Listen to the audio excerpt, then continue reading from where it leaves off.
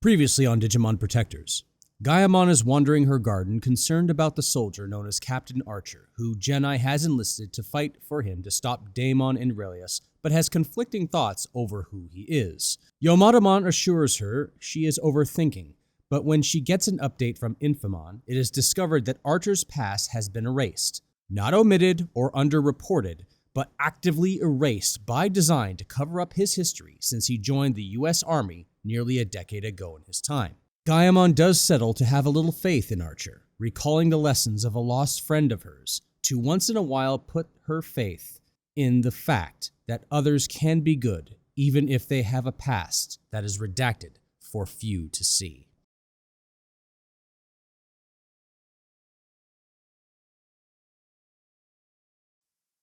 No one is useless in this world who lightens the burden of it to anyone else. Charles Dickens.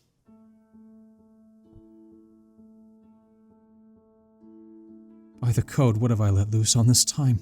I was atop a building deep into the back streets. Now I had seen what Archer was fully capable of. It chilled me to my core. I had not seen what the soldier did to Railius' clones. Seeing the broken bodies of the Daedalus gave me every reason to know how he achieved such a lethal feat. The hair on my neck stood stiff, my eyes wide with my breath halted at the death before me, left by the man who I had saved from it. The blood soaked into the pavement, lifeless forms I expected to dissipate into nothing, but I had to remind myself that human bodies would not. It was a sight I prayed I'd never get used to, unlike the covert military officer who moved about them as if they were merely objects to be discarded. Now the fight was done. After his definitive statement of why he committed the brutal acts over my integrated headset, Archer moved about the fallen Daedalus freely, to an end I didn't immediately understand and could not look away from. Upon approaching a body, he systematically went through the pants pockets, examined wallets, and took a card or two from each inside. He looked through the crumples of papers, studying them for seconds and returning the others, repositioning each corpse into a different spot roughly from where they were, and moved on to the next one. This only took him a quarter of a minute, prolonged on one who had a duffel bag and the other who was wearing a workday backpack, which he tore through. Seeing a disgusted look on his face for a moment, he stuffed the backpack into the larger duffel before going back to rearranging the bodies as I watched this morose activity play out before my eyes. He dragged the man he shot by the ankle further in so no one would see the lifeless form too far away, leaving him chest down on a storm drain. Fishing something from his back pocket, Archer shoved it into his own before I could make out what it was. I didn't want to understand what he was doing, but I needed to know why he had done this. There were other choices, were there not? Archer didn't have to kill those men. They may have been working for Railius and Daemon, but that shouldn't be a death sentence. Whatever promises they were given, lies they were made to believe, were never going to be fulfilled by either of those irredeemable cretins. They could have learned. They could have repented. They could have had a chance to make a different choice. Now they couldn't. They were gone. In some way, their blood may as well be on my hands. Cyrusmon refused to watch a second longer after it was over. The wolf Digimon had been tailing Archer the entire time from afar, keeping him in sight while being out of it. His mission was to protect him from Digimon who might attack him, but not his own kind. The Shadow of Server didn't interfere for his own personal reasons, a code he lived by, and the fact he instinctively knew not to reveal himself to humans at this point. No doubt he would have made it clear to Archer. Cyrusmon had seen the ordeal from the beginning, letting me know where they cornered him. I came to a running stop next to the Digimon as Archer picked up a baton from one of the three dead men. Archer proceeded to become an unstoppable force, bashing and slashing his way through the Daedalus after they rushed him. I felt every second tick by, every strike and severing cut Archer delivered upon them. It wasn't even a minute long when I had finished counting, my breath coming out in a rush to return to doing so. What we both witnessed may as well have been a black fire inferno, consuming them from the energies Archer emanated, charring my mind with it forever. Many Digimon, technically I was one, have the ability to detect what you'd call alignment or sense emotion. Some are attuned to it more than others, and to a greater or lesser extent depending. I could sense it, almost giving a slight sheen to a being, like a shuddering effect if I focused hard enough. It was incredibly useful to know someone's intentions or the general disposition of their character. There are those that are deceptive and are hard to suss out, sometimes a necessary tool for surviving our world. Cyrusmon was far more in tune with it. He probably could see visible auras with different shades of color. When I say it was black, it was like this faint outline around him distorting the air for moments at a time. Cyrusmon could have probably seen a much more vivid display, which had him shaking his head at times in revulsion. When Archer shot the last man standing is when he looked away. I tried to think of saying something back, fingers touching my earpiece, but nothing came out of my agape mouth. I couldn't think of anything to retort as the solid line of men dying where Archer felled them morphed into something completely different. To the best I could tell from having the corpses scattered around or paired off, it looked like it was a battle between two groups that ended in a futile draw. The special agent was changing what would be discovered by police when they surely found them. A clearly rehearsed or even more unsettlingly performed skill. Cyrusmon's ears perked in a flick, and then he knelt down further. Someone else is coming. A man in a blue jacket. My first thought was to head him off and spare him the fate of the rest of the men in the alley, but when I moved over to look down at who just ran around the corner, I froze. Hiroki? Ishida jogged to a stop a few blocks down, running up to a window of a shop and shouted something at someone inside while tapping on the window. He must have gotten an answer as he continued to run right towards the bloody alleyway, trying to guess where the gang that tried to kill him, and by proxy Matt and TK certainly as well, chased the special agent. Archer, someone's coming. Archer sprang away from the middle of the alley in mid-search, and as fast as I could blink, I lost sight of him between some dumpsters. How many? No, it's alright, it's just Ishida. I think he's looking for you. If his wife doesn't kill him, I will. I could assume Archer wasn't serious about doing anything so egregious, but after what I had witnessed, I'd be lying to say there wasn't a bit of doubt running through my brain. Knowing what I knew about Matt and TK's mother at this time, she probably would want first crack at her still husband. I was about to ask what Archer was about to do, but Ishida stopped the block away from the alley, reaching into his jacket and covertly pulling out a pistol. Archer, he's seen something and he has a gun. Probably the blood spray on the street. Blood splatter on the curb. I saw it. A grim speckling of red bled into the gray pavement and sidewalk. Ishida slowly made his way into the alley, backsliding along the wall with the gun tucked under his jacket to hide it, looking over his shoulder and back behind him as if he was actually anticipating an ambush or more onlookers. Archer, he's right there. He didn't answer. Ishida edged right to the corner of the alley with every step. He leapt out and swung the pistol out in front, only to freeze at the sight of the display of corpses. He's aiming a gun down the alley.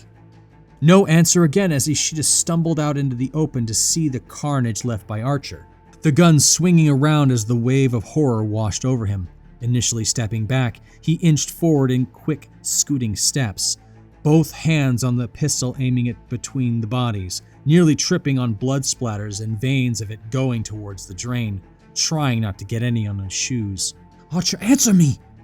Cyrusmon's eyes went up at something, and then a very loud ping noise went off one of the walls opposite where the reporter was looking, a metal casing deflecting off a wall. Ishida instantly turned on his feet and aimed up at the noise. No sooner had the pistol gone on the other direction, Archer appeared from a different spot where I had last seen him and grabbed Ishida's gun while covering his mouth. Ishida bucked wildly but found himself pulled back into a wall, off balance. Archer held him there for a few seconds with his head at the man's ear. Ishida stopping, struggling after a few moments. Not giving him a moment to relax, Archer let him go only to spin him around and grab him by his jacket collar to hold him in place.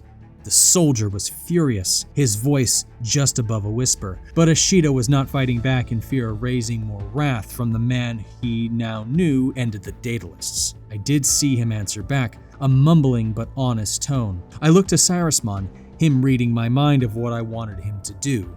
Archer asked why he left his house after he risked his life to draw them off, with profanity all the way through it. What did Ishida say? I thought you needed help. 7-on-1, it was the right thing to do, right? Archer's face was struck with a frustrated scowl and still holding onto his jacket. Then he just released Ishida with one word. Idiot. The reporter went back to surveying the damage as the captain went to retrieve his belongings, picking up his singular strap bag and something else off the ground along with the Daedalus leader's gun. I'm clearing the scene. You'll find me at the park nearby. We need to talk. Archer's gruff tone wasn't one I was used to, his normal neutral gravel speech I had come to expect, but what I heard over the line was deeper and seething. He started to order Ishida around, pointing out where to step to not get himself covered in blood. Archer gave back Ishida's tan trench coat and tossed the duffel bag into his arms. The methodical coldness to his planning going on in his head as he produced his cell phone from his back pocket. Dialing 3 numbers on the pad, he handed it to Ishida and started to give him more instructions. The reporter was still trying to understand what Archer was really up to, but he put the phone to his ear and began to talk. Cyrusmon leaned his head to the side to listen in. Repeat after me. Hello, police. I saw 8 or 9 men in a fight in an alley. They look like Yakuza. Archer produced the leader's gun from behind his back. Ishida thought it was meant for him for a second before the captain indicated him to start stepping backwards with a shooing motion. Walking backwards, Archer turned about and started to do the same. Oh no, I think they saw... Archer raised the pistol in hand and, with Ishida in mid-sentence, opened fire into the bodies piled on the ground. Ishida jumped in place and gave a scream. We too recoiled at the sudden loud pronouncement, the field agent blasting off 8 shots into everything in the alley at random. Bodies, bricks, and dumpsters were struck. Archer did make sure the rounds went exactly where he aimed them, and from different heights by kneeling or raising his gun hand over his head. Once he was done, Archer took the pistol and shoved it into the hand of the dead man who once possessed it. Grabbing Ishida by the arm and closing the flap on the mobile phone, he dragged him into a full-on run. Out of the alley, Archer sprinted, dragging the reporter with him, who barely could keep himself in a fumbling stagger. No sooner had the two cut the corner around the building and down another side street, people from around the area started to look where the loud banging was from. Cyrusmon immediately phased out of sight on the off chance someone above or around would see us. I just ducked down a bit and saw the confused neighborhood faces looking at the alley from windows or coming out onto the street. People quickly closed in. Then came a scream from an older woman, rising voices, and a rush of random people to the alley to see. Some good Samaritans rushed in blindly, checking for signs of life Archer had snuffed out. The meticulously prepared scene Archer had just finished making turned into a mess of live pedestrians, stepping on trails of blood, accidentally tossing knives away, moving dumpsters to get more room to lay the bodies down, and attempting first aid. They even went through their pockets to find out who they were. Calls for the police and ambulances came next, with the sound of a distant police siren drew in closer. The chaos created now drew an even bigger crowd from the windows, and even I had to step away from the edge to not be spotted. Whatever evidence could have existed of Archer's actions in the alley was wiped away by the mass of the public not knowing any better. There was a calculated method to Archer's plan, and it played out before me like the battle before. They didn't stand a chance against Archer, and he knew they wouldn't, or he never would have run down that alley. I didn't bother looking for Cyrusmon because even with hearing the source of his voice, chances were he wasn't there anyway. That sick feeling in my stomach rising up to my throat was getting to me quickly, of me realizing I might have made a mistake. Is that what his job is? Calculated brutality and then subterfuge? I could have told you he was dangerous. We knew long ago what soldiers of Earth were capable of. I must confront him. This cannot be how it is. Making my way from the roof to roof as quickly as I could, I caught up with Archer by tracking his device with my own clone of his. Crude as it was no digivice of any real measure, just a basic communicator and tracker cobbled together in ancient times now. Where I found him and Ishida, they had made it to one of the small parks secluded away from most eyes at the moment among the trees. The father of 2 of the hopes of the world was still trying to catch his breath, while Archer was leaning back into a tree trunk, looking up at the sky while mid-inhale of his cigarette. As I leapt among the trees, dropping down to the well-kept ground, I approached quietly, maneuvering between them to get close. Ishida took a deep breath and worked up enough wind to speak. Those men were Daedalus, weren't they? Definitely were. You left your wife home alone with the kids to chase me down unprotected. She's got a shotgun level at the door. Shotgun? Double barrel? Pump action. 2 boxes of extra shells. It was in the bedroom. Archer gnawed at the smoke on his lips for a second, but then offered up his pack to the reporter, flicking one up at him. Ishida picked it out with a welcoming nod. Well, make sure you don't catch buckshot in the face if you make it home. You're still a fucking idiot. The family man took the smoke. A momentary pause came as the investigative reporter studied the special agent. Archer didn't spark anything else in the way of a conversation for about a minute, eyes solid and focusing. He looked uncomfortable in a way, like he had a bad taste of something in his mouth. Ishida couldn't stand the quiet anymore, as I couldn't either. By the way, I'm sorry. For what? That you had to do what you did. I expected Archer to briskly reproach such a statement, insulted he would be bested by some common thugs to him. Instead, there was a point of clarity to his demeanor, snapped away by a bitterness, snuffing out the lit end of his cigarette with just his fingers, flicking the butt away, already producing the pack for the rest with his other hand. It wasn't what I wanted, but it all boiled down to either your blood on your doorstep or their blood on my hands. I'll live with the stains.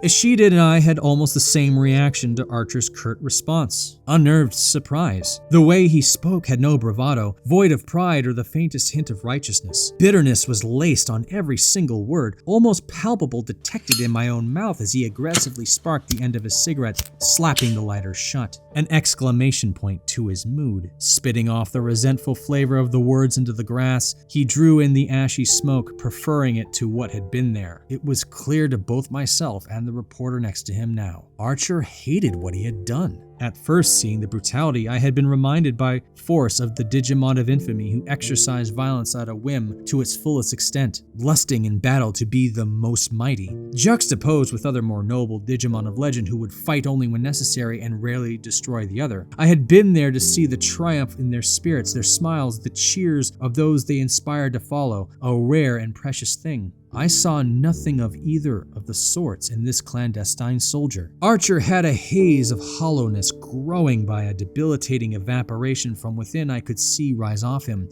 an upward resentful curved lip dealing with the event still. Whatever his thoughts about himself were lost to Ishida, grateful for his actions and some softly empathetic understanding of what Archer did for him. When'd you start getting those letters anyway? The office started to get them about a month ago. Didn't really like me reporting they were fixing sports bets, apparently. Fixing sports bets?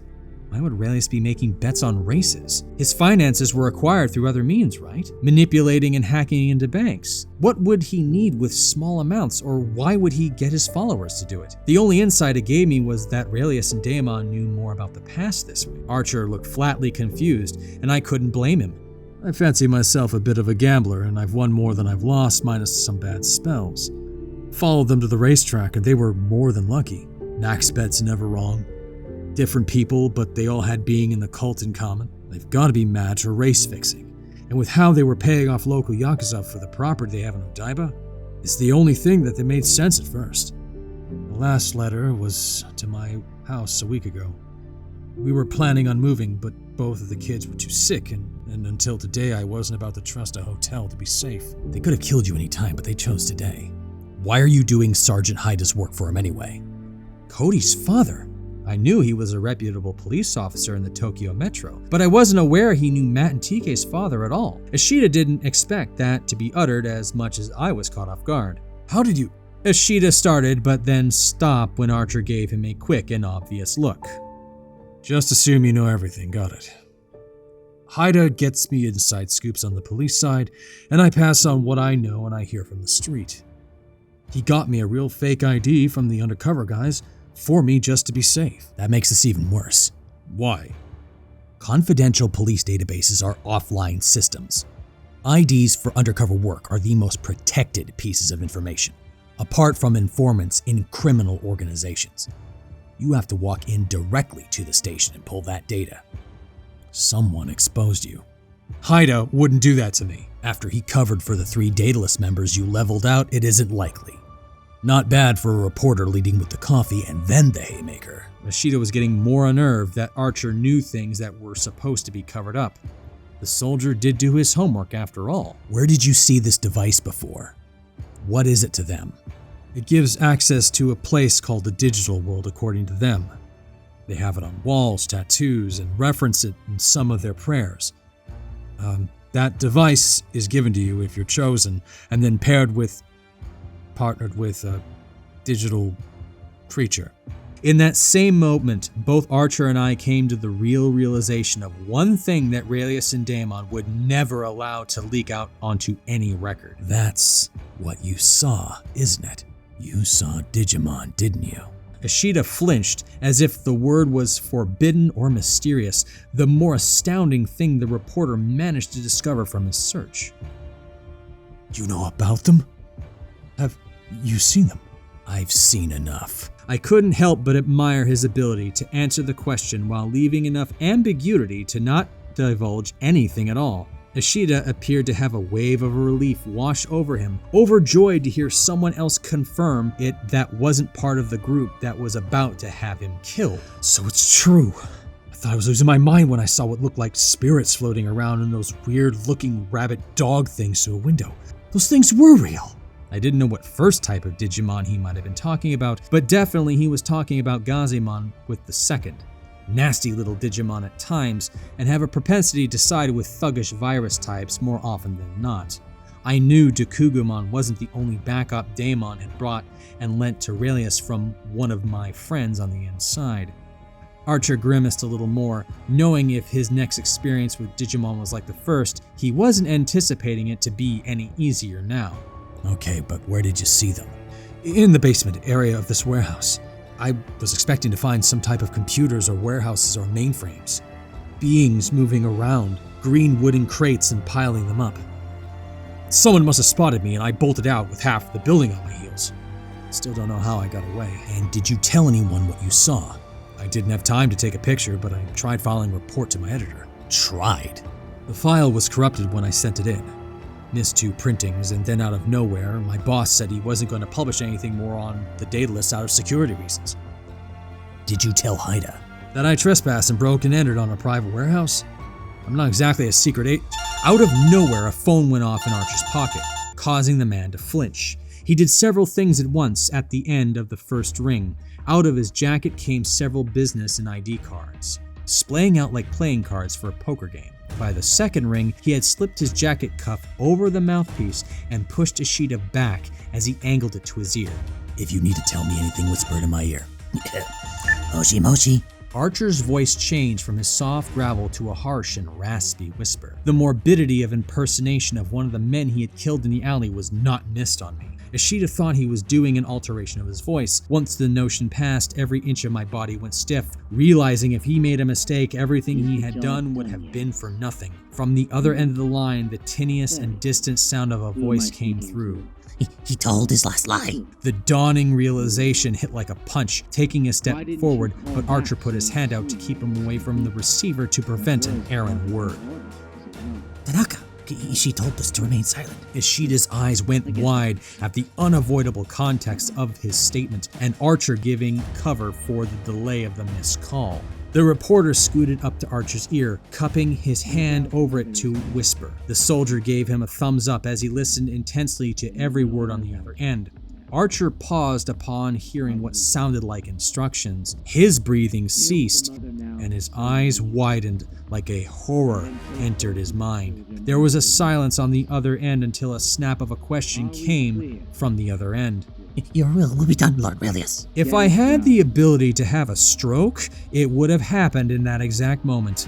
My fingers clenched the tree bark, snapping off 2 handfuls as Archer slowly took the phone away from his ear, staring out into the distance again before roughly pressing the hang-up button. Letting out a long breath, Archer fell back into the tree and sunk down a foot as the tension left his body. Was that really him? Never will forget a voice like that. Now I need to ask a very important question to someone. Who's someone? Gennai, you want to introduce yourself already? Inform him of what's really going on since he's in this deep as it is. I went stiff as Archer locked eyes with me finally from my hiding spot. Annoyance, the default glare. Coming down from the trees wasn't enough to evade his awareness, and since I didn't want to press my luck trying to pretend I wasn't enduring his gaze, I stood up from the trunk and came around to join them. Ishida turned to me, and he jumped in place. No doubt the stark resemblance to Railius struck him. Railius's hair longer and pale gray complexion compared to my braided ponytail, and lifelike complexion the only real difference. Ishida, this is Gennai. I think he's got a lot more answers if he's willing to part with them for the sake of the situation. I didn't know what Railius had said at the end that made Archer suddenly unable to shake some level of disbelief. Ishida had apparently missed it or not heard it, but took the opportunity to address my reveal. You look just like him. You're not twins or something, are you? Looks are all we share in common, Mr. Ishida. He ceased to be my brother long ago. I would first like to say I am sorry for what has happened to you and your family. You two working together? Supposedly. Railius is not from this world, same as the Digimon you saw, but he is using his abilities to get his followers to believe him. Wait, are you saying he's capable of what he's claiming? I was wary of what Archer was going to divulge, looking to him with concern that he might let slip Railius' supernatural abilities. A brief neutral glance at me and then at Ishida didn't tell me much. Whatever he's capable of, we know for sure he's using the Daedalus to do his dirty work for him, and I'm sure he doesn't have precognition or whatever nonsense he might claim to his flock. Right, Gennai? While Railius thankfully did not have the ability to see into the future, he knew the future enough it might appear he did in some way. How much he knew he kept tight-lipped. The mention of the gambling results had me concerned. Archer shifted his eyes to me again, implying through expression to back him on the statement. No, he can't see into the future. But his tales of the world we are from are only for his benefit. The truth is much different, and we don't have time to explain. You're talking about another world in parallel with ours, with beings on it from his... Japan is still in danger, Ishida. And as much as it would be nice if we could discuss the newest discoveries of the multiverse right now, we have to stop what the Daedalus are doing first. I have to get back home to my kids and get them out of that apartment. If they came for me, they might try again. You're not leaving my sight until you are in protective custody. I'll arrange a security detail for your house. I am not staying here while Archer took 2 steps forward, grabbed Ishida by the collar again, and lifted him right off the ground with one fist at his neck. Ishida didn't realize how serious Archer was, and now he was seeing the fraction of his intensity which he was capable of projecting as he was backed up into a tree. I told you to stay home! I appreciate the gesture of coming to my rescue, but right now they think you are dead. It only takes one lookout with a pair of binoculars and a phone call back to the temple, and that little ruse falls apart.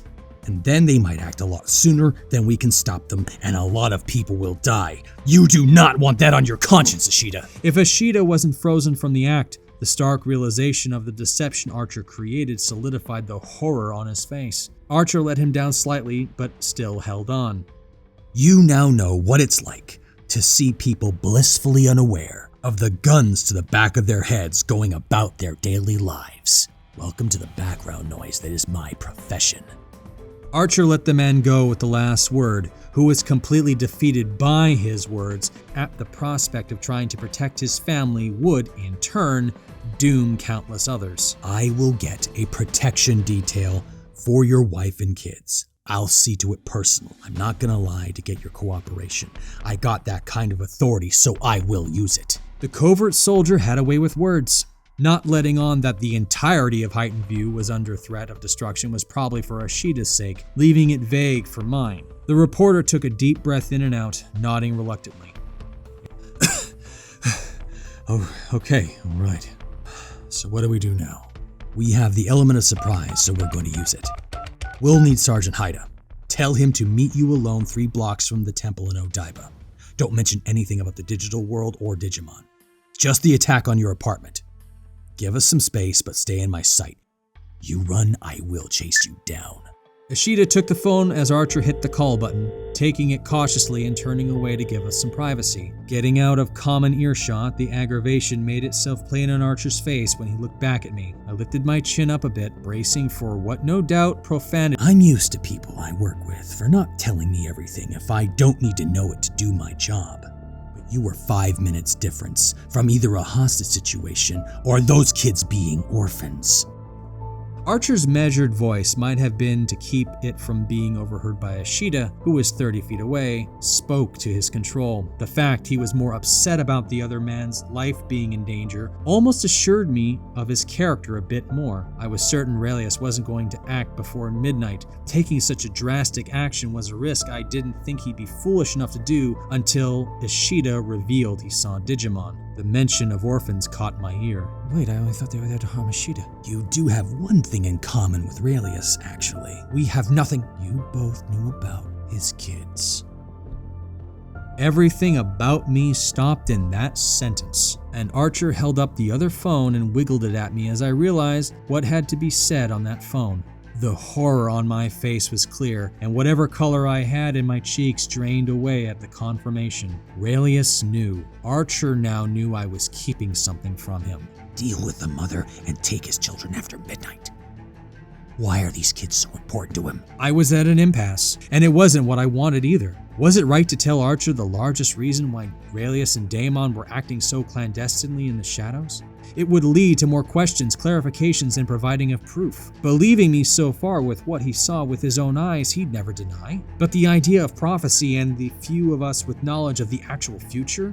A gulf I didn't even think Archer would jump into blindly. There was also the cold fact I had to endure, which ended all possibility of telling him anything about the DigiDestines. It was my duty to keep the knowledge of the digital world away from humans at every available opportunity at this point in time. I only clarified what Archer had seen because he had already seen it. Ishida knew, but it was so limited he was the only one man with a claim and no photos, thank the code. It could be handled. If the greater world's government found out, it would throw the entire world into a frenzy far sooner, and the Order at this point would find out about my interactions and even existence. Even my past self from this time didn't know yet. So I had no other option. I had to lie. Daemon believes in a prophecy from our world.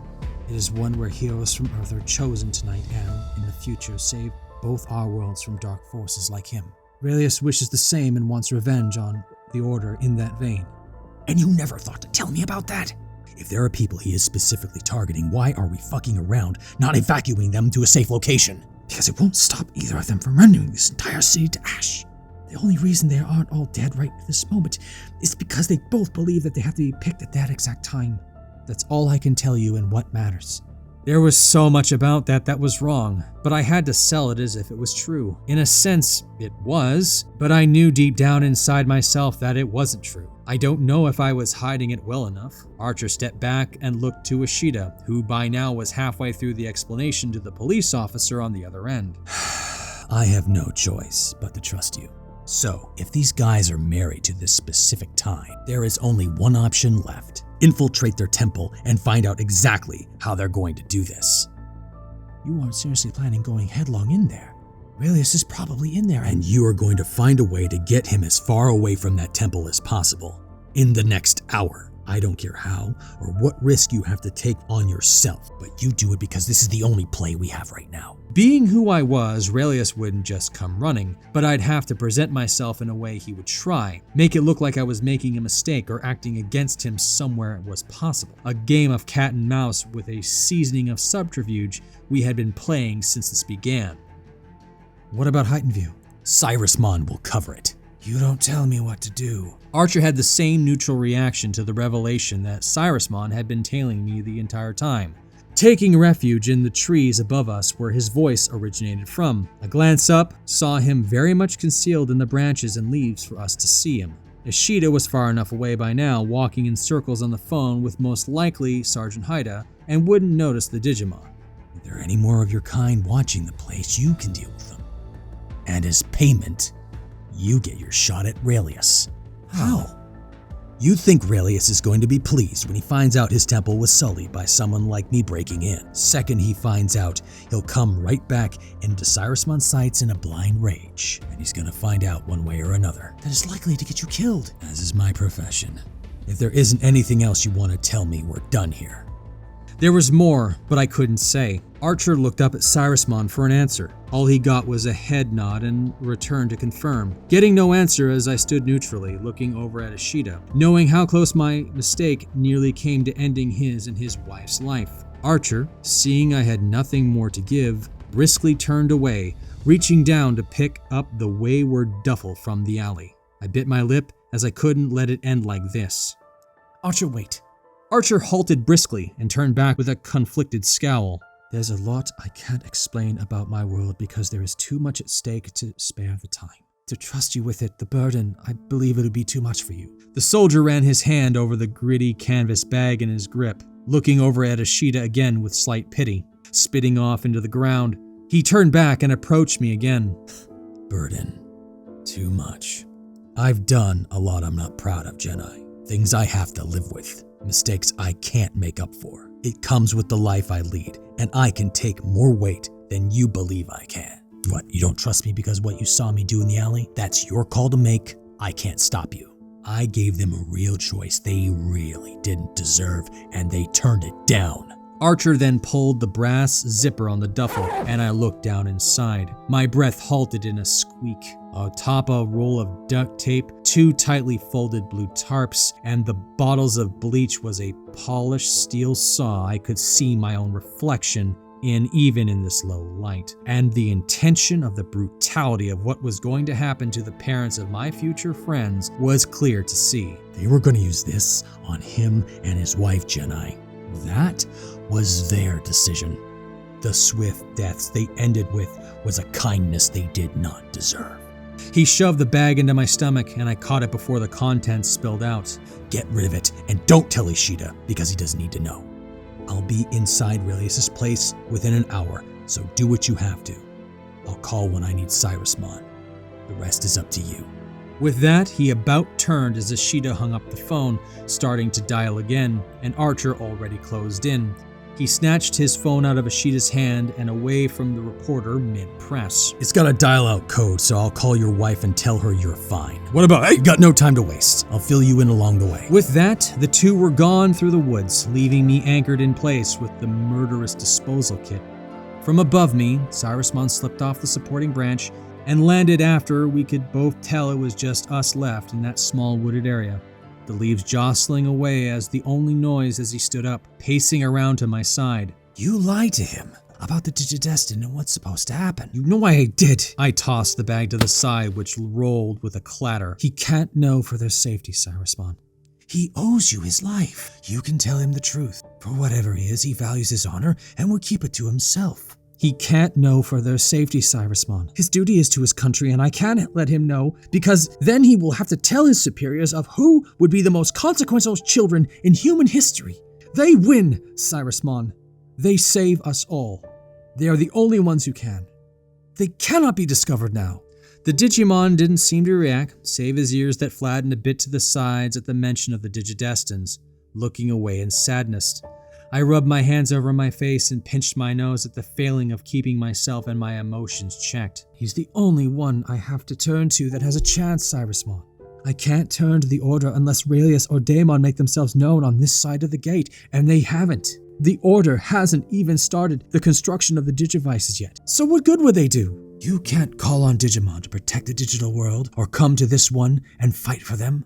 The remark reminded me for a moment of what Cyrusmon used to be, the living monolith of a Digimon who fought through the ages of our world in its long-gone past. The one before me was one of the oldest souls left, endured through all the challenges he chose to face. The Shadow of Server was revered, a legend whispered through the continent, one of the true nomadic fighters, relics of the past days of loud arenas where Digimon came to see their champions from across the digital world fight and inspire. Those days were long gone. Stories rarely told of the past digital world's version of a campfire to younger Digimon, worn to nothing but myths and wives' tales. Digimon forgot what the world could be from what you did then. The few that remember when the champions of the crest fell would never answer that call from the Order who failed to stop it. That's why you never sought me out in your future, isn't it? Let time wash us away even if we could warn them of even our mistakes. I'm sorry. I just couldn't. I didn't think you'd want to help after that day. My loyalty for you died with them, but I would stand for any DigiDestined because it's what Katie would have wanted. The name stung me in a place I couldn't guard, a memory so painful it pushed a tear out of my eye in the instant I heard it. I clenched my eyes shut and rubbed it off with my wrist as Cyrusmon phased out of sight to return to heightened view, leaving me alone in the small wooded area with the bag of what would have been the gravest mistake I made yet. I centered myself to accomplish the task of getting Railius as far away from his lair as possible. If I didn't, Archer would stand no chance what he would inevitably find down there in the creation of the betrayer of the first DigiDestins. Thank you for listening. All voices done by Jackson Kane. Audio, music, and sound effects from Adobe and Soundscape. Be on the lookout for the next chapter, Bringing the End to Them.